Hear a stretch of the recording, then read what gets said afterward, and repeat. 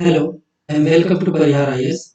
Today I will cover Bully app and its related issues. And before starting my videos, if you haven't subscribed my channel, then go and click on subscribe key, like and share. Let's get start this lecture. First of all हम बात करते हैं बुली app के बारे में। बुली app actually एक app है जो कि डिजाइन किया गया है इंडिया में। कुछ लोग कुछ मिसक्रिएंट्स ने इस बुली ऐप को लॉन्च किया और इस बुली ऐप में एक्चुअली ये बुली ऐप करता क्या था।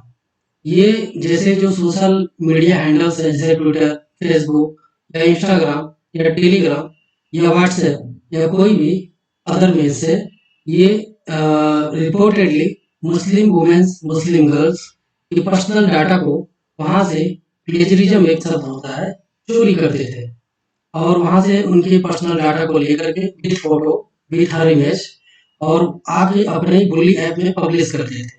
और वहाँ एक टर्म है जो कि कहना थोड़ा मुश्किल है, वहाँ लिखते थे deals of the day this woman. ये लिख करके ये अपना वहाँ से जो भी बुली ऐप है, जो भी इनका बिजनेस था, एक तरह से इनडिसेंट बिजनेस था, वो कैरी फॉरवर्ड करते थे। और ये बुली ऐप एक्चुअली हुआ कहाँ से? इसके पहले एक सिली ऐप भी आया था, आज से करीब 1 साल पहले, जो कि दिल्ली का केस है, न्यू दिल्ली का। और ये गिटहब से रिलेटेड है। गिटहब दरअसल एक United state of America based एक सॉफ्टवेयर इम्प्रूवमेंट कंपनी है, जो कि 2008 में फाउंड की गई थी और इसके फाउंडर जो थे टॉम क्रिस्टन वर्नर और क्रिस वेस्टर थे। ठीक, तो ये जो फाउंडर है इनके, दरअसल गिटहब का काम ये होता है, जो जितने भी सॉफ्टवेयर डेवलपमेंट इंजीनियर हैं या किसी भी सॉफ्टवेयर को जो क्रिएट करने वाले हैं, डेवलपर हैं, वो इस गिटहब पर जाते हैं और वहाँ पर अपने सॉफ्टवेयर डालते हैं। या जिसको नहीं पता है वो भी जाता है और कुछ पेड सर्विस होती है इसमें कि आप जो भी अमाउंट है म्यूचुअली एग्रीमेंट पे उनको आप पैसे पे करते हैं, वो आपका आपके as per your requirement they will create the software and will hand over to you. उसके बाद अब हुआ ये इसमें कि गिटहब का भी नाम इसमें आया, क्योंकि जब इन्वेस्टिगेशन में पुलिस ने, जो भी यहाँ की इन्वेस्टिगेशन एजेंसी है, जब यूएसए बेस्ड कंपनी से उन्होंने ये क्वेश्चन किया कि भाई जो भी डाटा है आप हमें प्रोवाइड करिए ताकि हम उन्हें अरेस्ट करें और जो भी प्रोसीजरल इंक्वायरी है फर्दर उसे हम आगे ले जाएं। लेकिन गिटहब ने डिनाई कर दिया ये कहते हुए कि हमारी कुछ प्राइवेसी पॉलिसी होती है और उनके कुछ इंटरनल रूल्स एंड रेगुलेशन है जो कि उनको बाध्य करती है कि वो किसी के पर्सनल इंफॉर्मेशन को शेयर ना करें। लेकिन एक अजीब बात यह है कि in my opinion it's a bizarre statement of GitHub, क्योंकि भाई अब यहाँ एक डिसेंट करेक्टर का एक ऑफेंस क्रिएट हो रहा है, तो आप ये कह के डिनाई नहीं कर सकते या ये कह के आप बच नहीं सकते कि हम प्राइवेसी पॉलिसी है। यहाँ कितने ही मैं नहीं जानता कितना डाटा है, हो सकता है may be number can be differ, मैं नहीं जानता, लेकिन 2 3 4, लेकिन अगर एक भी लड़की या एक भी जो हमारे सिटीजन है इंडिया के, अगर उनका पर्सनल डाटा कहीं सोल्ड किया जाता है, बेचा जाता है और बहुत ही बुरे तरीके से, बहुत ही बुरा शब्द है ये, मैं उसको इस्तेमाल नहीं कर सकता अपने प्लेटफॉर्म पे, यूट्यूब चैनल पे, तो इस तरह की डीलिंग करते थे ये बुली बाय ऐप में गिटहब के द्वारा, और गिटहब भी इसमें इन्वॉल्व है क्योंकि वो डिस्क्लोज नहीं कर रहा है कि बुली ऐप के कौन से क्रिएटर थे या उनका अकाउंट किस ईमेल आईडी से क्रिएट किया गया था, जो भी था। हालांकि इन्वेस्टिगेशन एजेंसीज ने, जो भी इंटेलिजेंस एजेंसी है जैसे आरटीआई हो गई, कंप्यूटर इमरजेंसी रिस्पॉन्स टीम, जो मिनिस्ट्री ऑफ होम अफेयर के अंडर में वर्क करती है, तो पता लगाने के कई तरीके हैं जो कि इंडियन एजेंसीज ने लगा दिया। हालांकि कई अरेस्ट भी हुए हैं, लेकिन ये हमारा टॉपिक नहीं है, हमें इस पे फोकस करना है। अब इसके फाउंडर हैं टॉम क्रिस्टन वार्नर और क्रिस वेस्टर, और ये एक सॉफ्टवेयर डेवलपमेंट इम्प्रूवमेंट कंपनी है। और ये जो बुली बाई ऐप है एक स्पेसिफिक रिलीजन या स्पेसिफिक कम्युनिटी को टारगेट कर रही थी, और टारगेट करने के बाद उनके डाटा लेने के बाद और उनके इमेजेस सोशल मीडिया हैंडल से लेने के बाद इस ऐप में आकर के एक कंपाइलेशन बनाते थे, और कंपाइलेशन बना के उसको क्या करते थे कि वो पूरे पब्लिक में डिस्ट्रीब्यूट करते थे उस डाटा को। अब जिसके पास डाटा जाता था, जो भी मिसक्रिएट्स थे, वो फोन कॉल करते थे या फिर व्हाट्सएप के द्वारा, चैट के द्वारा या by any means they can call her, और उसके बाद उन्हें परेशान कर देते हैं, annoy कर देते हैं। तो ये है। तो सवाल यहाँ ये जो है कि जनरेट होता है कि हमारे कंट्री में, इंडिया में वुमेन्स के राइट्स क्या-क्या हैं? वुमेन एम्पावरमेंट की हम बात करते हैं। आए दिन बड़े-बड़े प्लेटफ़ॉर्म पे बड़े-बड़े पढ़े-लिखे लोग या जो नहीं जानते हैं वो लोग भी घर में बात करते हैं कि भाई हमारे यहाँ वुमेन्स की सिक्योरिटी क्या है? आए दिन कई तरह के केसेज़ वुमेन्स रिलेटेड बढ़ रहे हैं।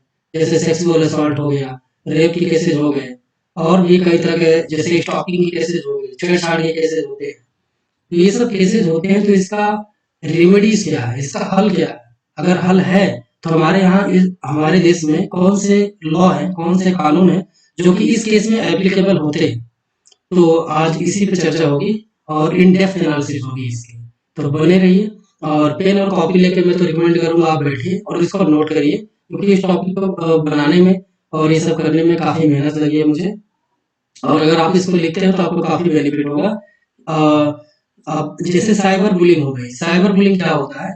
जब कोई भी bye electronic means computer, laptop या मोबाइल से किसी को इनडिसेंट अश्लील मैसेज करता है, या कोई अश्लील फोटोग्राफ भेजता है, किसी भी तरह का, ये एक ऑफेंस है, इसको बोलते हैं साइबर बुलिंग।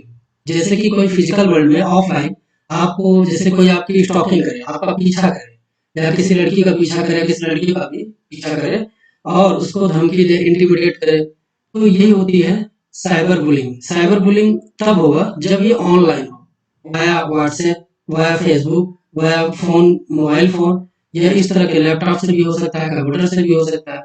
तो यहाँ इसके माध्यम से कंप्यूटर के द्वारा अगर कोई इस तरह का मैसेज करे, या कोई नेटवर्क या कोई टेक्स्टफुल मैसेज भेजे, स्पैम मेल करे, तो इस तरह के जो होते हैं साइबर बुलिंग या साइबर क्राइम कहा जाता है। तो हमारे यहाँ दो तरह के लॉ हैं, एक तो अपना इंडियन पिनल कोड 1860 वाला, और दूसरा आईटी एक्ट। यहाँ ये दो एक्ट काम करते हैं। अब इंडियन पिनल कोड में जो कानून या जो लॉ एप्लीकेबल है इस केस में, वो वुमेन के लिए है 153, जो सेक्शन है आईपीसी का 153A। 153A क्या कहता है basically? Promoting enmity between different groups on grounds of religion, race, place of birth, residence and language. अगर कोई भी व्यक्ति एड्रेस कर रहा है किसी रैली को, या भाषण दे रहा है, या कहीं किसी भी प्लेटफॉर्म पर, सोशल मीडिया प्लेटफॉर्म पे कुछ लिख रहा है, कुछ ऐसी बात लिख रहा है जो बात या जो शब्द या जो स्पीच किसी दो धर्म के बीच में, किसी दो रिलीजन के बीच में एक तरह का विवाद, कंट्रोवर्सी क्रिएट कर दे, झगड़ा पैदा कर दे, या एक रो हो जाए, दंगा हो जाए, इस तरह की चीजें, या किसी दो कास्ट, किसी के जाति से संबंधित, या किसी के रेस, मतलब कि एक जियोग्राफिकल स्ट्रक्चर होता है उससे संबंधित, या प्लेस ऑफ बर्थ, मतलब किसी जगह से संबंधित, या रेसिडेंस, कोई किस राज्य का रहने वाला है, या भाषा के आधार पर आप किन्हीं दो ग्रुप या सेक्शन ऑफ सोसाइटी में अगर आप ऐसी कोई बात कर रहे हैं जिससे झगड़ा हो सकता है, या तो विवाद आगे और बढ़ सकता है, या दंगे हो सकते हैं, तो वहां उस केस में आईपीसी का सेक्शन 153A एप्लीकेबल होता है, या चार्ज की करती है पुलिस अपने चार्जशीट में। और दूसरा आर्टिकल है 295A ऑफ आईपीसी। पहली बात तो मैं ये जो भी बता रहा हूँ, ये चाहे आप गवर्नमेंट एग्जाम की तैयारी कर रहे हो, यूपीएससी, एसएससी, या किसी भी गवर्नमेंट एग्जाम की नहीं कर रहे हो, तो भी आपको ये जानना जरूरी है कि महिलाओं के अधिकार क्या है। तो आप इसको ध्यान से सुनिए। अगला आर्टिकल है, सॉरी, अगला सेक्शन है आईपीसी का 295 है, 295 है, जो कि ये कहता है deliberate and malicious acts intended to outrage religious feeling of any class by insulting its religion और religious beliefs.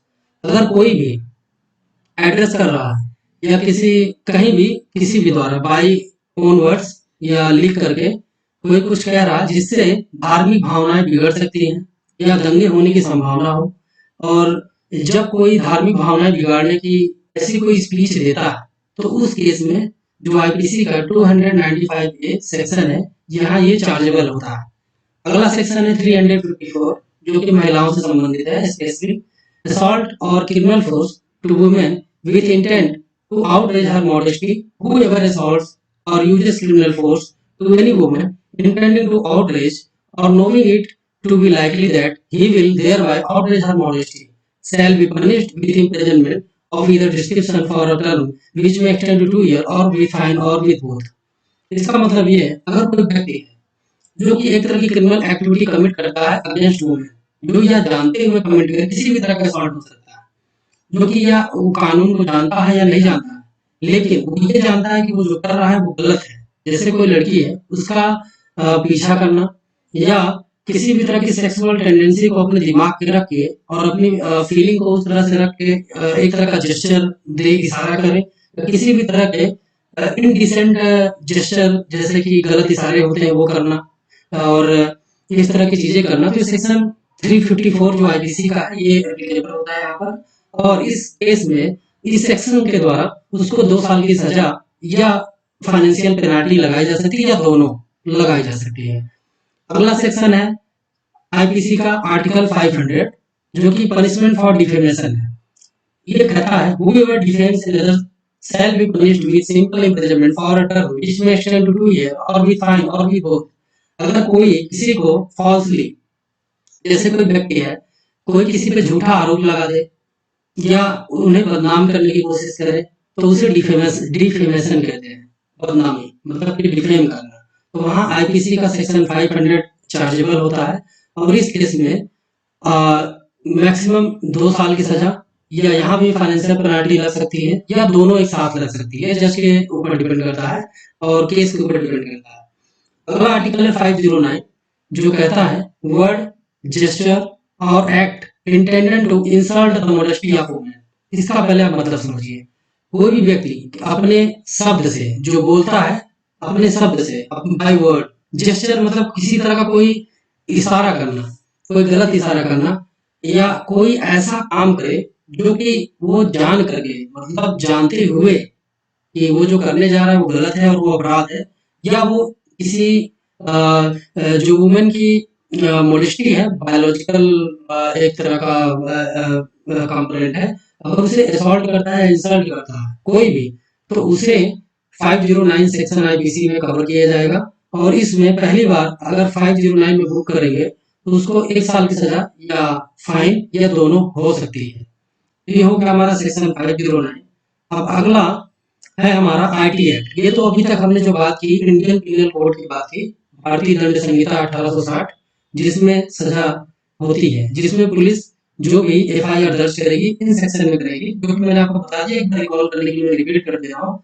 IPC section 195A, 295A और 500 सेक्शन, उसके बाद 509 सेक्शन और 354 सेक्शन, ये सब सेक्शन एप्लीकेबल होंगे आईपीसी में। और एक एक्ट है हमारा जो कि ऑनलाइन से रिलेटेड है, इंफॉर्मेशन टेक्नोलॉजी एक्ट 2000 का है, 2000 का है। इसका आईटी एक्ट का 67 सेक्शन ये पनिश करता है कि आप किसी भी तरह की, क्या कहता है पहले समझ लीजिए, फिर हिंदी में ट्रांसलेट कर दूंगा। पनिशमेंट फॉर पब्लिशिंग और transmitting obscene material in electronic form, whoever publishes or transmits or causes to be published or transmitted in the electronic form any matter, any material which is lascivious or appeals to the pecuniary interest or if its effect is such as to tend to deprave and corrupt person who are likely having regard to all relevant circumstances to read, see or hear the matter contained or embodied in it shall be punished on first conviction with imprisonment of either description for subsequent extended to 3 years and with fine which may extend to 5 lakh rupees, and in the event of second or subsequent conviction with imprisonment of either description for a term which may extend to 5 years and also with fine which may extend to 10 lakh rupees।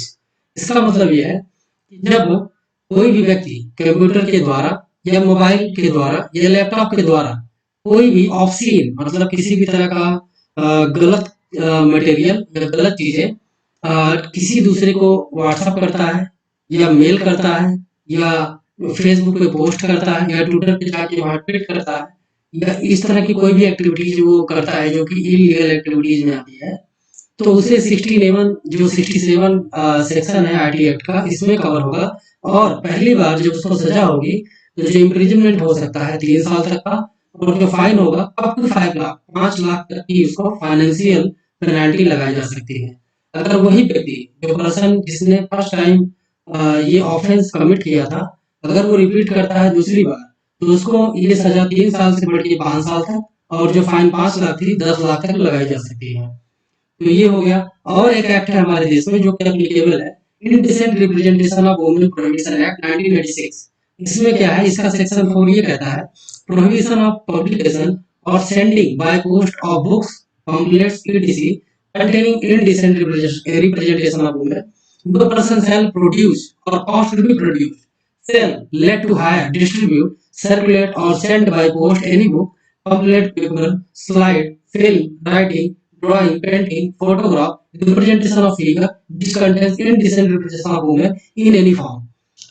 Indecent representation of women prohibition act 1986 का जो section 4 है ये कहता है, आप किसी भी द्वारा, चाहे आप कोई बुक लिखते हैं, आप कोई किताब ऑथर करते हैं, या कोई पम्पलेट आप छापते हैं जो हैंडबिल होता है, या आप कोई भी ऐसी चीज डिस्ट्रीब्यूट करते हैं या एक दूसरे को भेजते हैं जो कि महिला है, और कोई भी राइटिंग करते हैं या कोई पेंटिंग बनाते हैं जिसमें अश्लीलता है, जिसमें ऑब्सीन एक इनडिसेंट इमेज है, तो वो ये एक्ट कवर करता है सेक्शन 4 में। और ये तो हो गया एक्ट की बात, indecent representation of women prohibition act 1986। इसके अलावा और क्या क्या आपके पास कानून है जिसके द्वारा उस अपराधी को, जो ऑफेंडर है, परपेट्रेटर है ऑफ द क्राइम, कैसे इसको सजा दिलाई जा सके। अगर किसी भी तरह की किसी के भी साथ, आप ये जान लीजिए कि कोई भी साइबर क्राइम करता है कंप्यूटर के माध्यम से, ऑनलाइन जो फ्रॉड हो रहा है कि आप ओटीपी बताइए या बैंक का या जो भी होता है, तो आप जाके कंप्लेन कर सकते हैं सर्ट इन में। सर्ट इन दरअसल इसका फुल फॉर्म है computer emergency response team India. इसमें ये जो बॉडी है ये ministry of electronics and information technology के अंडर में वर्क करती है, जो कि साइबर क्राइम से रिलेटेड जितने भी ऑफेंस होते हैं ये इसको एंटरटेन करती है, ये इसको इन्वेस्टिगेट करती है, और ये ही कोर्ट में लेके जाती है। इनका एक अलग कोर्ट होता है साइबर क्राइम का, आईटी एक्ट के तहत, या सिविल कोर्ट में भी चलते हैं, क्रिमिनल कोर्ट, डिस्ट्रिक्ट कोर्ट में भी चल सकती है। और होम मिनिस्टर इस समय जो है अश्वनी वैष्णव है, ये इसका पेरेंट मिनिस्ट्री है सर्टिन का। और अगर आपको यहाँ सबसे, मान लो पुलिस के पास आप गए, कोई भी लड़की है उसके साथ कुछ होता है, जितने भी सेक्शन मैंने बताए 195, 295 ए या 195 ए जो कि रिलीजियस स्पीचेस से रिलेटेड है, या आर्टिकल 500 जो कि डिफेमेशन से रिलेटेड है, और आर्टिकल 509 जो कि ऑब्सीन इमेज से रिलेटेड है, या आईटी एक्ट के अंदर 67 एक एक्ट और है 66 है, लेकिन वो स्ट्राइक डाउन हो गया है, वो बाद में बताऊंगा, एक सानी जजमेंट था महाराष्ट्र से रिलेटेड है। और अब आपको मान लो यहाँ से पुलिस आपकी बात नहीं सुनती है, ये सारे एक्ट नहीं होते हैं, या फिर भी सुनती है तो भी आपके पास एक रास्ता और है, आपके पास एक रेमेडी और है, आप नेशनल कमीशन फॉर वुमेन पे जा सकते हैं। अभी इसकी जो चेयरमैन है वो है रेखा शर्मा, जिसको कहते हैं एक राष्ट्रीय आयोग है, महिला आयोग है वुमेन के लिए, जहाँ आप कंप्लेन कर सकते हैं जाके, तो यहाँ आपकी निश्चित ही सुनवाई की जाएगी। Definitely they will hear your problem and they will take action on perpetrator। और दूसरा, यहाँ एक वुमेन हेल्पलाइन नंबर है, अगर आपके साथ में या आपके घर परिवार में कोई लड़की है आप उसको नंबर दे सकते हैं, किसी भी तरह की अगर उसके साथ कुछ होगी, ऑल इंडिया वर्क करेगा ये नंबर, टोल फ्री नंबर है 1091। अगर आपके साथ, या आपको लगता है कहीं जा रहे कोई आपको पीछा कर रहा, या आपको लगता है कि कोई भी किसी भी तरह का क्राइम आपके साथ वो कर सकता है, या किसी भी तरह की एक्टिविटीज, बैड एक्टिविटीज आपके साथ कर सकता है, जो आप जानते हैं नहीं भी जानते हैं, तो आप नेशनल कमीशन फॉर वुमेन में जा सकते हैं, राष्ट्रीय महिला आयोग में, या तो आप डायरेक्ट 1091 पे कॉल कर सकते हैं। ठीक, तो this is end of our lecture. Thank you. If you like my initiative please subscribe, like and share. इसी तरह के मैं करंट अफेयर से रिलेटेड वीडियोस लाता रहूंगा, और जो भी मैंने आईपीसी और आईटी एक्ट के अंदर बताया है ये एक इंफॉर्मेटिव वीडियोज है, नॉलेजफुल वीडियो है, इसको आप एग्जाम में भी यूज कर सकते हैं। ठीक है, थैंक यू।